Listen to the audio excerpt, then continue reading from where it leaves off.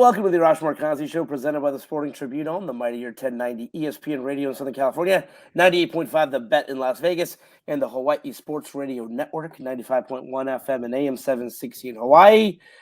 Joined by Adrian Hernandez, Brandon Deutsch. How are we doing on this beautiful day? I'm feeling like a young Kerry Kittles on the eve of more basketball greatness with the WNBA invading the city as Summer League winds down. So I can't complain. I got the camera in the studio too for everyone watching on YouTube. So every day we're getting a little bit better, which is what everyone should be trying to do. Right, Brandon? Oh yeah, absolutely. It's cool because the WNBA right now kind of has the game to itself, right? Like it's Summer League and WNBA baseball's off for a few days right now. So it's a cool thing to see because there are a lot of good teams in the WNBA this season, especially the Aces. And we'll see what happens, with the next couple of days. But I'm assuming the viewership will skyrocket. And we have a fourth member. We haven't done this live on the air, but can we kind of we have someone in the green room, as we call it. we're gonna welcome in. It's Armani Buckets. What's up, Buckets? How are you? How's it going, guys? I was in the waiting room. I could hear everything, but I was nervous that you guys wouldn't see me. But it's good to be here. Good to be here. You know what? The fun thing about this is that when this show is like on television, like a few months from now, when we have it all streamlined and all this fun stuff, we're gonna look back at this, Adrian, as the fun days where we were just not having that much fun, but it will be a place. So no, not that we're not having fun. It's just as we build this, we are focused on bringing you the best in this world where everyone has so many options. So basically, these are the building blocks. These are the foundations. You know what I'm saying? Because you guys are Lakers fans in here, right? And a lot of people. Wow, I don't think Armani Buckets is. I think Armani Buckets is more along your lines of this team is trash. Or no, what I mean by that is, for most organizations, we can't just go in the offseason and go, we'll get LeBron and he'll fix everything. That's right. Some teams have to go through the draft, and that's what we're doing here, little by little. But these are the special moments that you're right. We'll look back on and be like, yeah, shout out to StreamYard hosting us here. Love it. Love the StreamYard logo, which I think is like a duck with headphones on or something, but it looks very cool. All right. We do have to get into this at some point, and I didn't have anything prepared in terms of something really big to talk about in terms of how sports media has changed and has evolved. And this is an ongoing conversation. So we've been talking about, having one show just about this and maybe having some guests on. But to be honest, I think during the downtime of the summer, where again, during the All-Star break, this is sort of the time period where there's really no sports. I mean, like no games at all. I mean, last night, the ESPYs happened, and they really picked that time of the year. Why? Because there's no games. The baseball's on hold. The WNBA takes their break as well. But the changing landscape of sports media, and I think this has been happening for quite some time. I think the pandemic perhaps made this transition a little bit quicker. Again, you for the past 10 years, people have been talking about the death of newspapers. And what they've really been talking about is the death of the physical newspaper. The problem that newspapers have had for years is transitioning from the physical print form to being a digital company. The New York Times has done that extremely well. In fact, of all the newspapers out there, they've done it the best, where they still have a physical paper there. Again, there's a certain there's a certain contingent of their subscribers that still want that. And I'm one of them, by the way. I still like the physical paper. However, their business model has changed where they're not dependent on print. In fact, at some point, they would love to, I think, just wean off the print. However, the majority of newspapers still get the majority of their revenue from print. So when print is dying, their revenue is dying. And when print goes away, that's the fear. What happens with that? Because at the end of the day, journalism still exists. The great stories still exist. The great reporters out there still do a fantastic job. It is really incumbent upon the people who are running the newspapers to rethink what they own. And the New York Times again has done the best of this to say we're not a newspaper, we're a media company. So Adrian, maybe I'll start with you. I'm the oldest of the group. It's not even close. You just turned 30, the big 3-0. How do you feel about that? Because again, a newspaper, the physical newspaper is going to be gone very soon. The next big story is that a lot of these papers will not be printing 7 days a week, and they really probably shouldn't be. Like, in Los Angeles, I have a subscription to the Los Angeles Times. The Tuesday edition is some days 28 pages. It is so thin. I'm thinking someone stole a couple of sections. So at some point in time, there's Tuesday, Wednesday, Thursday, you may not have a physical paper. I think you're for sure gonna always have a Sunday paper. I think maybe Saturday and Monday, but you're gonna get to a point very soon here where there's no longer a 7-day-a-week newspaper. Because again, years ago, you needed the newspaper in the morning to get your news. Obviously, that's not the case anymore. So the Los Angeles Times and the New York Times and the Wall Street Journal and the Washington Post, and you go on, they have some of them have great websites. That's the other thing, folks. If you're going to depend on your website, you better be sure that your website's very good. And I don't want to call anyone out, but a lot of these people a lot of the companies are going away from print, which is fine, but you've got to double down on your website. But Adrian, I've talked enough about this. Your thoughts on this? Even on that little point, I believe it's on Google Chrome. Isn't there that app that you can kind of bypass what is it called? The trial that websites have where you can read 5 articles. Yeah. And if you have that, it unlocks everything. And that's just that's not like a paid thing. And I know Apple on your phone, there's that one program that it shows you everything that would be paid for if you were subscribed to that website. But there's a lot of different angles. I thought it was interesting yesterday. Someone, a famous writer, he focuses on college sports, that his name escapes my mind, but the tweet on the Sporting Trib that kind of broke down with the New York Times and the LA Times, their decisions to get rid of the sports sections. And he said, please don't let this news discourage you. There are still great journalists out there and the future looks bright. There's great journalists, but on that perspective, with less and less, do you think people are getting paid to do this?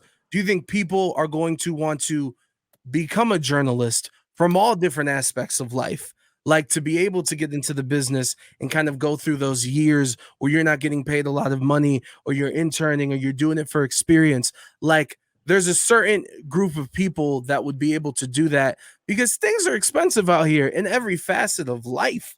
And on a separate note too, which this can be brought out not just in newspapers and not just in sports. Like look at what's going on with streaming and TV shows and movies, where HBO is randomly every day, you don't know what movies they're taking out, what TV shows they're taking out, and they're not these shows that you can go to Walmart or Target or Best Buy or whatever and buy the box set. It only exists technically as a digital thing, so it's not physical. So not only are these actors that did this show, there's no proof. It's like yelling into a forest that's empty. If no one heard you, it doesn't exist. Like when you start getting rid of these things and there's no physical proof, I used to be a big buy the collector's edition of a video game if I really liked it. I was not a Pokemon collector or whatever. And through COVID, I know collecting all sorts of different type of things has gone up. But I think one of the reasons it also has is because so many things aren't becoming available in a physical set. I was about to say a cuss word, but one of the biggest things is I remember going to the NBA Finals and not getting a ticket. And I was like, yo, this NBA Finals ticket cost me multiple hundreds of dollars. I want that memento. Yeah. And for people like these to not have a physical thing, like let's say you work at a newspaper and you get fired and they automatically, like a bitter ex, just delete all your work and all your stories. There's no proof that happened. I don't know the legality, like if they can do that legally or whatever, but I'm just saying that's what's happening in the entertainment landscape when you look at TV shows and you look at movies, where if Netflix decides to just get rid of it because it's clogging up server space and they want to put in new shows or this, that, and the third, it doesn't exist now. There's nowhere to get that. So to me, like, that's a very, very terrible thing, let alone kids need to read, man. People need to read. Yeah, I definitely want to open it up to Brandon, then Armani Buckets, because what has to change now, the biggest change in terms of the journalists, and again, I think you're right, or I think that reporter is correct. There are great journalists coming up.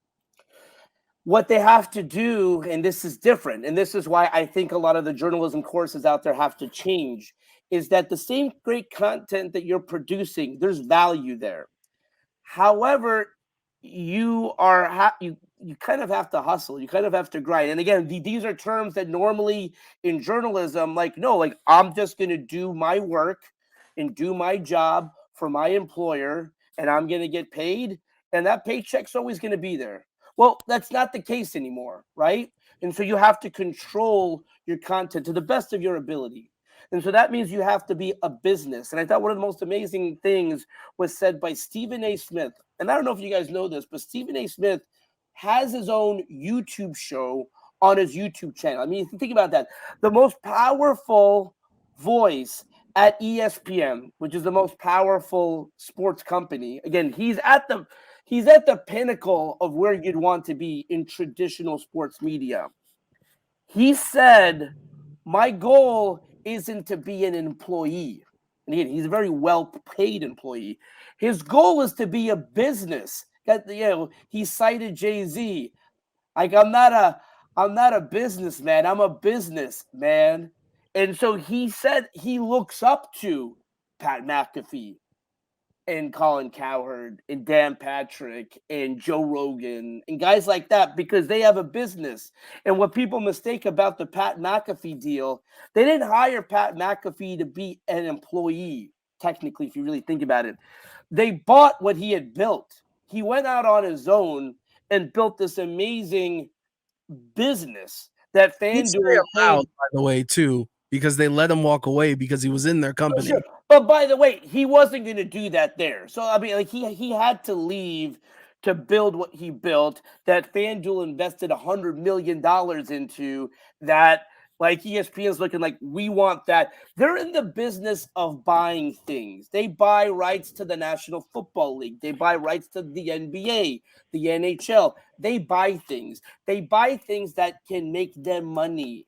They know that buying the Pat McAfee show, they looked at the numbers, they did their homework. This is going to make us money, right? So if you believe in yourself, if you want to bet on yourself and say, and by the way, it's not simple. I mean, again, you could probably count it on one hand, guys who could do what these guys do in terms of Pat McAfee, Joe Rogan, things like that. I could be wrong. Maybe it's 10, maybe it's 12, perhaps it's more. But if you can do that, you build the business on that and you control it, right? Because back in the day, you just get hired to do a job and you would be at the whim of the company, and the company would say, we own you. You can't do anything for anybody else. And for as long as you work, if you want to do a book, we own that book. You want to do a movie? We own that movie. You want to do a podcast? We own that podcast. And by the way, you can't do that for anybody else. It's just for us. And if we don't want you doing that podcast or that movie or that book, guess what? You're not doing it. Well, those days are over. And I'm not saying like everyone can do it. And again, there's so much here that we're going to, talk about this more in the second segment. But Brandon, your thoughts on that as a content creator yourself? I really think the days of just saying, all right, I'm just going to get this one job. You can succeed with your own podcast, with your own talk show, with your own YouTube channel, with your own this, that, and the other. Your thoughts on that, Brandon? Yeah, first thing I'll say is I'm still trying to, it's harder for podcasts, I feel like, to get noticed. When we transition to YouTube, it's about consistency, putting it out there, putting it on YouTube Shorts, like that's important. But Arash, you hit it right on the money. The future of sports media is the personal brand, if you truly want to make money, because these companies. Lost Brandon there. He's my fault. I'm here. Can you guys see me? Yep, we got Sorry, you. Yeah. But the future is your own brand, right? That's how you make serious money in the industry, creating your own economy. That's kind of the thing that's going around not just the sports media industry, but everything. Like the 9 to 5 is dying slowly. And there is not as much stability, of course, and it's risky building your own brand because there's not a lot of true income right away. And listen, I've built a TikTok following from nothing. Same with Armand. We don't make much money off of that, almost nothing, even though we have a ton of followers. He has more than me, but it's one of those things where we're trying to build something long term because working at a company, it's just the future is not. You don't want to be, like you said, Arash, constrained to one company unless they're paying you like Pat McAfee, where he can just do whatever he wants. But obviously, when you're up and coming in this industry, it's a hard time right now to get work. So you got to focus on your brand. I mean, ESPN's firing everybody. Like Jeff Van Gundy got fired. I mean, Jeff Van Gundy's their best play-by-play guy. They fired him. So, it's one of those things where, and they have a ton of bozos that are doing clickbait on there that they pay a lot of money because that gets views. It's about money at the end of the day. But, I think the future of sports media is creating your own brand, doing it through YouTube, doing it through TikTok, and all the new social media platforms. What do you think, Armani Buckets? How many of you guys are familiar with Kenny Beecham? Is anybody here familiar with I am. Yeah. So for Arash, his YouTube name is King of the Fourth Quarter. The reason why I bring him up is because to me, he's a pioneer in this new era and new wave. He started off doing, I believe it was NBA trivia videos on YouTube like 7 or 8 years ago, basically just freeballing it. I don't even think he was thinking of it in this landscape. Fast forward 7, 8 years later, Stephen A. Smith invited him a few months ago to be on First Take because he is the voice of the NBA for the new generation, for Gen Z and all these people. They consume his content via YouTube. They consume his content via Instagram, TikTok, Twitter. And what he's done is shown that you can build your own path in this industry, as you've been discussing. And the beautiful thing of it is when you do that, then House of Highlights takes his content and says, hey, do you want to have your podcast on our platform? And then he becomes the face of that platform. But the thing is that it is, as you guys mentioned, it's his own business that he started from the ground up. And I think that when you can relate to the younger generations, that's the key now, because we've mentioned this in private, Arash. They don't consume full games anymore. Yeah. And things like The Athletic, by the way, The Athletic is letting go of beat writers, beat reporters, because that's not how sports are consumed anymore, unfortunately. Growing up, we were more restricted to following one team and doing it that way. But nowadays, these kids, they go on social media, they'll see a few highlights, and that's how they consume sports. That's their means of consumption. So it's a changing landscape, and I think we're just starting to see the beginning of it, and it's going to change further and further as we go along.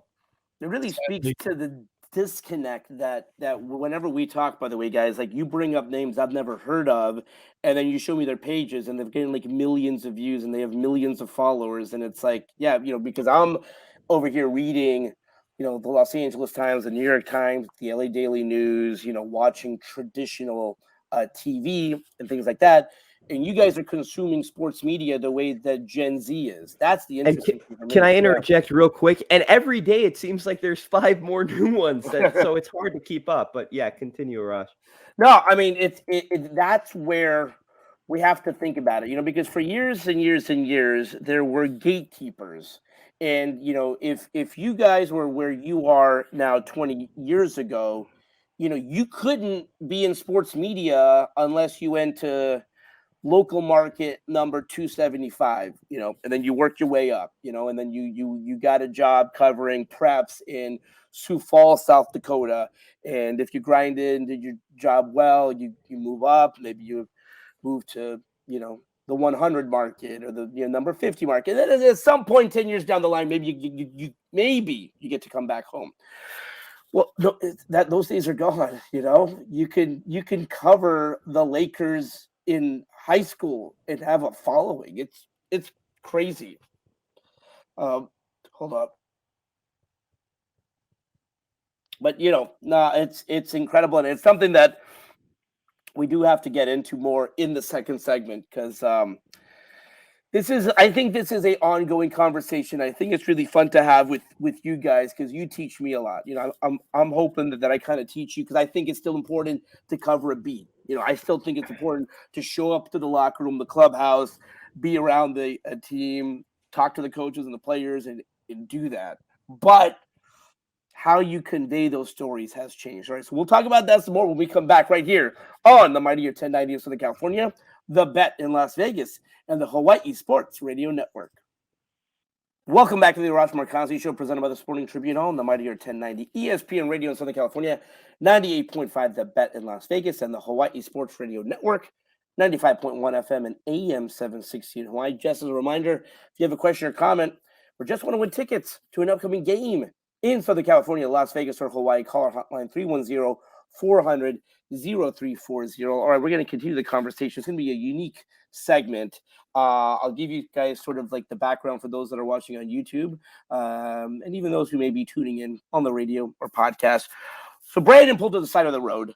For some reason, his camera can't work, but you can hear his beautiful voice. So that's why you'll be seeing a picture of him or a black screen. We'll figure out what to do there. Armani Buckets is a up-and-coming coach. At some point during this segment, he's got to run out to coach his team. Also, at some point during this segment, I'm going to get an important call that I'm going to have to mute myself off and step aside. And Adrian, the pro's pro that he is, will be quarterbacking this mess. But listen, it's the beauty of sports media continuing this conversation. What do you think, Adrian? That'll be the second time this week. The first time, as many people can recall, because it's now on YouTube, which, by the way, you should subscribe YouTube/@SportingTrib because of the All-Star Game and Lids updating the jersey sales on MLB and who's in the top 5.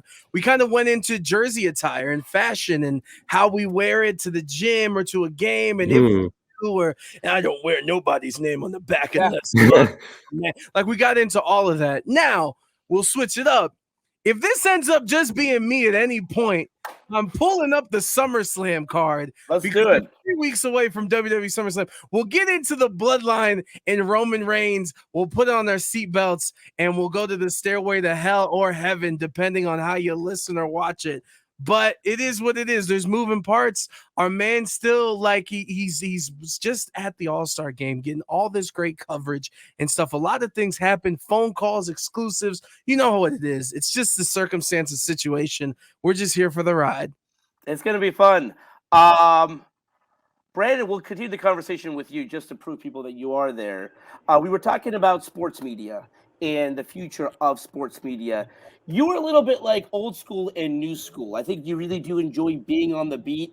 Do you think there's value? Because a lot of these publications or media companies are saying, well, we're not going to cover the day-to-day.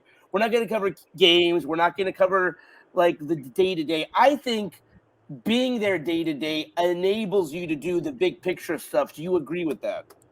Oh, absolutely. I mean, just being in the clubhouse for the Angels, seeing how guys interact and being able to interview and get coverage is still extremely important, right? Like, I don't think it should be undervalued. Even Sarah Valenzuela that works for the LA Times, for the Angels. Now, what is she going to do for her stories, right? Because it's one of those things where, everything is due by 3. She's going to have to do like player profiles and stuff like that, right? And have it the day before and then do it the next day. Because now it's like these recaps that I think are very important at times. I do the 3 takeaways and I have coverage and quotes. I think that's extremely important moving forward in the industry. But, you can get video too. I know the Angels don't allow much video, but Claudia gets it for us sometimes. And shout out to her. She's been doing a great job too.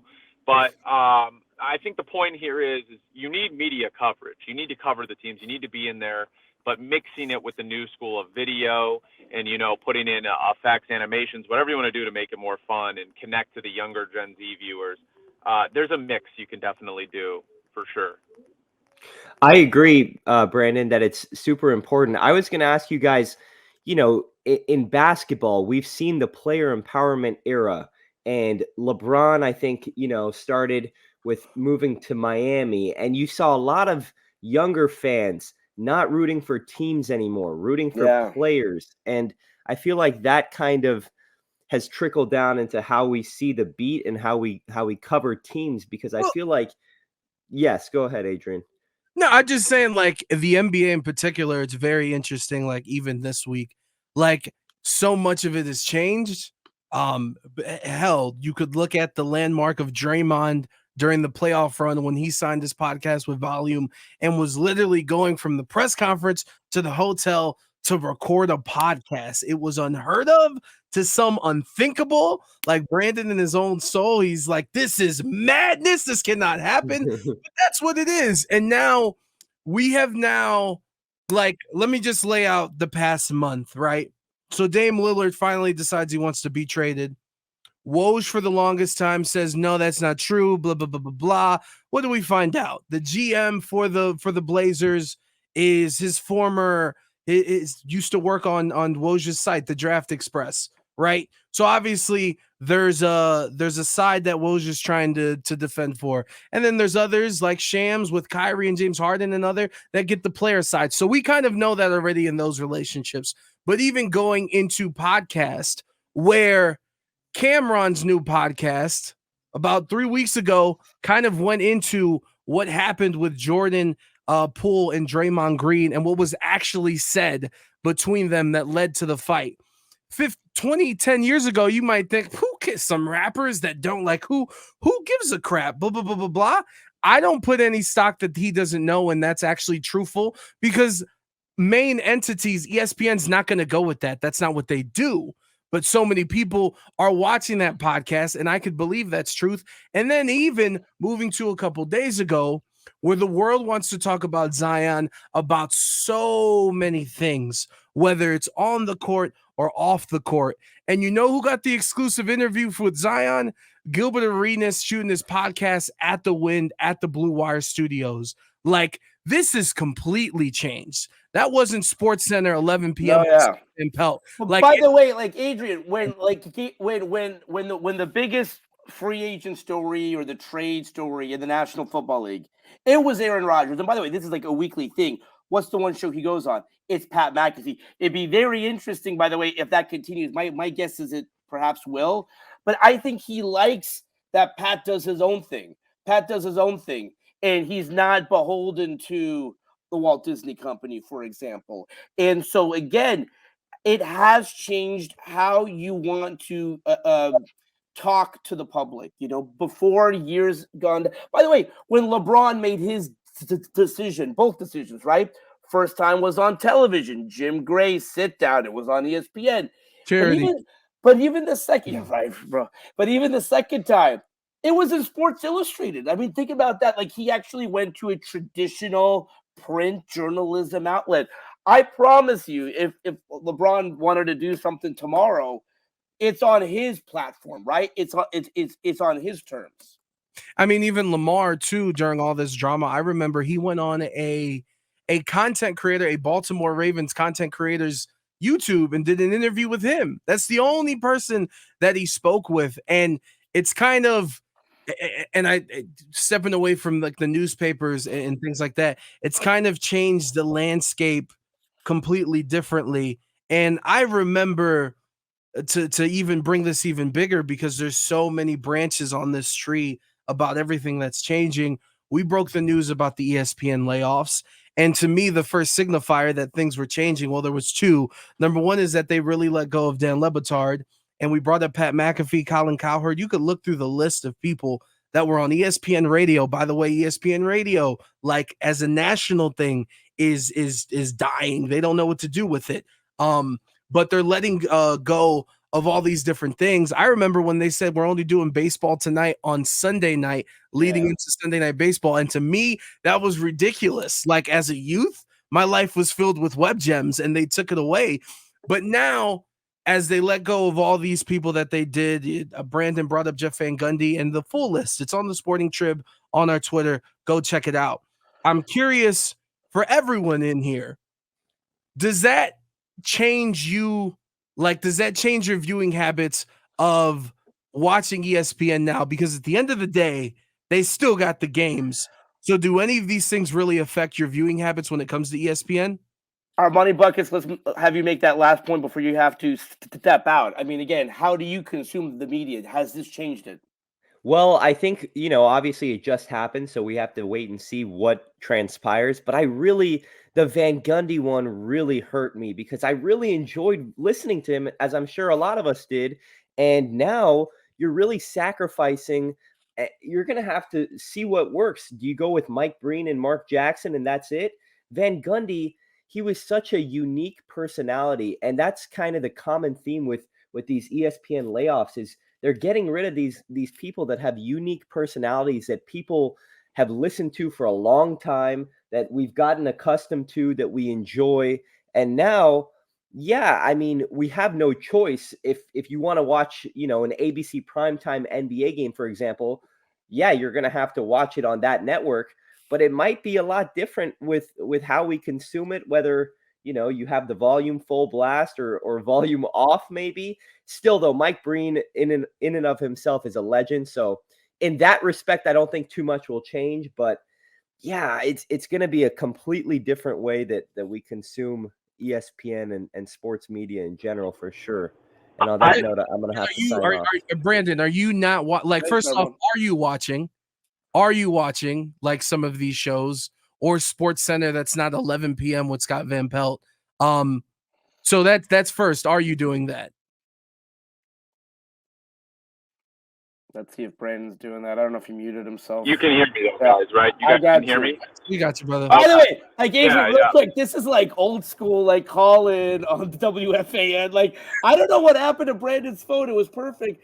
And then now even like the call quality is like he's calling from let's go out to Brandon in Anaheim. No, I was kidding, Brandon. But anyway, sorry. We make it's all good. We make adjustments. That's right. On the fly, it is what it is. I wanted to say bye to Armand, but he hopped off quicker than Usain Bolt in a sprint race. But I wanted to say this: like I consumed a lot of stuff over the past years, but my childhood, like Adrian said, Sports Center is amazing to watch. Right, obviously. All right, Brandon, thanks for the call. First time, long time. Look, I just it's one of these, like, let's go back to the point I was making with Woj and Shams and basically how all insiders are like, it's a whole nother discussion of, do people care how this information is received? You know what I'm saying? Yeah. Like, we saw some of the leaks with Adam Schefter and how he spoke with some executives and stuff like that. But like, it really is a matter of relationships with other people, and relationships within the league. But I think that 95% of sports fans don't care how Woj got this. They care what the story is, that this player has signed or has been traded. And it's one of those things where, like, no, to me, I care. Like, I kind of like if Schefter drops something, I'm immediately going for what's the agenda. Well, when Shams drops this, I'm like, he didn't drop this. This is what Kyrie wanted to say. You could tell when you read the tweet, though. I mean, so hey, there's a couple things, right? Like when they break stories now about signings, which they didn't normally do before, but they now say this deal was negotiated by this agent at this firm, and it's like, okay, so I mean, you kind of know who gave them the information, and I think it's important for that person and that firm, whether it's CAA, whether it's Clutch or whatnot, to say like, hey, I negotiated this deal. Our company negotiated this deal. You could also tell when you read, how the tweet is phrased. And I like Schefter as a person, but I think he's gotten into some hot water where you could basically see, how he got the information and how he words it. Brandon, let's try you one more time. And again, if it doesn't work, man, we've really tried our best here. When you read tweets from guys who break news, whether it's Woj, Shams, Schefter, or whatnot, do you care how they got that news? I do. I didn't think Schefter handled it correctly with the Andrew Luck situation a few years back, on the field. And that's just my personal opinion. I'm sure Chef is a great guy, and I'm not trying to demean him in any way and, burn any bridges. But I just don't think that was the right thing to do. I know he wants to be first, But if he was the only primary guy to get that information, which I think he was, he should have waited until that, preseason game ended. I feel like there's tons of instances like that where reporters push the boundaries and kind of, you do have an obligation to put out the news.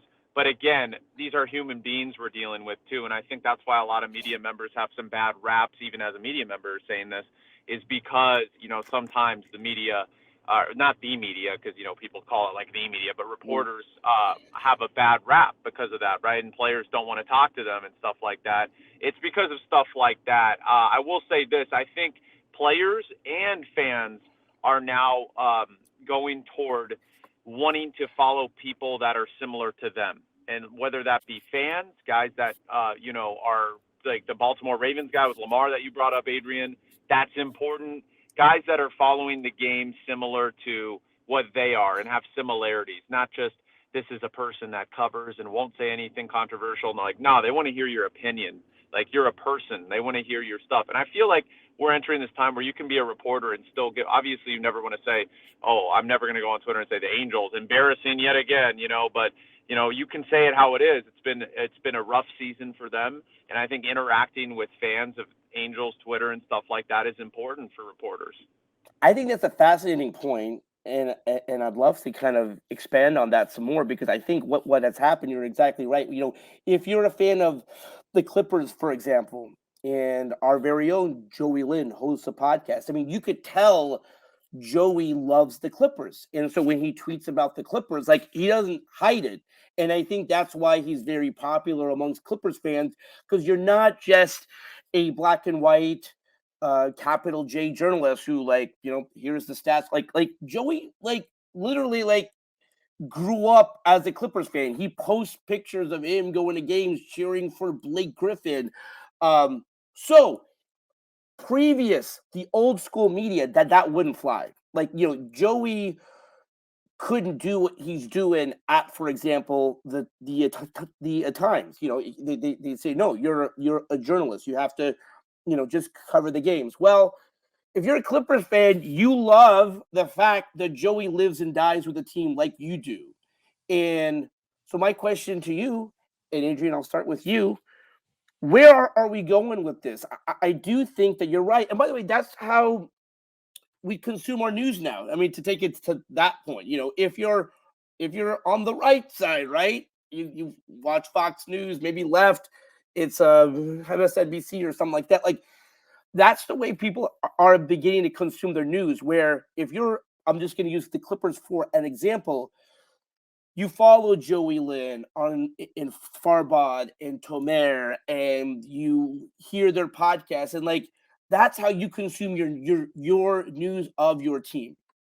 I really, like, I don't have a positive. Here's a positive. I think that similar to music, like, I'm a huge hip hop fan and have worked in hip hop radio. There's always a complaint that this new stuff sucks. And it's like, no, because of the internet, whatever thing you're trying to see, if you want hip hop raps about Super Mario Brothers and Sonic, there's nerd rap for you. There's so many different variations. So when, in my opinion, the only smart quote unquote show that, like, you'll actually learn something on ESPN is NFL Live.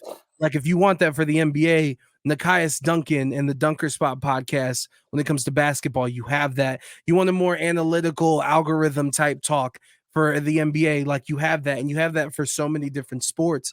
But with some of these cuts, I know that Stephen A. Smith, to bring him up again, kind of was super offended when he went on Dan Le Batard's podcast, and Dan was like, hey, that you and Skip kind of fathered all this new wave, and I hate it. To a certain respect, because I can play the hits and I know what I say and I know what I do, but technically, like, you could go very far in this not knowing a damn thing about the game, just knowing what to say as, like, trigger points, basically being a real life clickbait. And that's kind of, and because that gets rewarded and because that gets attention, even some of these Twitter accounts, like NBA Central or like some of these that are very, very false information, like, it's a sad time, because excellence and being great and taking care or watching and learning and this and that isn't being rewarded. It's who can yell and who can make me laugh. Yeah. Like a professional wrestler on TV. And that's a lot. Yeah. And some. Go ahead, Arash. Let me close it out here because we're up against it. But this is something that I think we definitely have to talk about. It's one of the things that I really enjoy about the Sporting Tribune is that we have like older journalists, I'll loop myself in there, but Steve Karp, Norm Clark, guys like that, younger journalists up and coming, like Brandon, like Grant. These are important conversations to have. And I think both the young and the old can learn from each other because, again, I think that there's importance in stories, in storytelling, in journalism, in covering these games, these teams, being around the clubhouse and the locker room and showing your face and not just having a hot take and not saying, hey, this is why, this is my take. I think that's important, but I also think it's important to go to where the consumer is at. I think it's important to not just say, hey, we're going to put out this print section and we're not going to be on social, we're not going to be on TikTok, and we're not going to be on YouTube and things like that. So again, we're going to continue this conversation because I think it's important, and I think we all love sports and we all love sports journalism. So let's leave it there for now. That's all the time we have for today. Let's do it again tomorrow. Until then, this is Arash Markazi saying stay safe, stay healthy.